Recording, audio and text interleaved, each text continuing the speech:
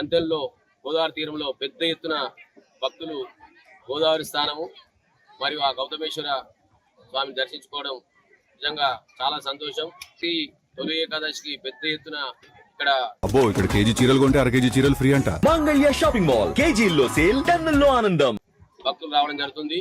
రాబోయే పుష్కరాల టైం వరకు ఈ మంథని గోదావరి తీరాన్ని అసలు తెలంగాణలో ఎక్కలేనటువంటి విధంగా తీర్చిదిద్దేందుకు మనందరి ప్రియతమ నాయకులు రాష్ట్ర ఇండస్ట్రియల్ ఐటీ శాఖ మంత్రులు పెద్దలు శ్రీధర్ బాబు గారు ఈ యొక్క గోదావరి తీరాన్ని పెద్ద ఎత్తున కూడా దాదాపు 180 మీటర్లతో పెద్ద ఘాటు, అలాగే దాదాపు 80 నుంచి 100 కోట్ల డబల్ రోడ్, 4 లైన్స్ రోడ్, ఇలాంటి ఇబ్బంది లేకుండా ఒక్క 6 నెలల్లోనే మంత్రి గోదావరి తీరం రూపురేఖలు మార్చుతామని సందర్భంగా తెలియజేస్తున్నాం.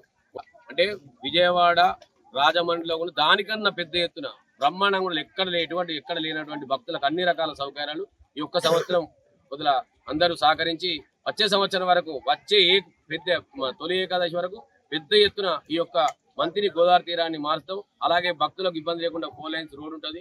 ఇంకా పెద్ద ఎత్తున కూడా కార్యక్రమాలు చేపడతాం. రాబోయే కాలంలో అక్కడ సురాబండేశ్వరం దగ్గర కూడా పెద్ద ఎత్తున అక్కడో ఘాటు కూడా ఉంటుంది. మహాప్రస్థానం అనేది ఇప్పుడు ఎందుకంటే ఇబ్బంది అవుతుంది, ఇక్కడ చాలా చూస్తున్నాం. మహాప్రస్థానం ఎక్కడ లేనటువంటి మహాప్రస్థానం శ్మశాన వాటికి కూడా కట్టడం జరుగుతుంది. సందర్భం తెలియజేసుకుంటూ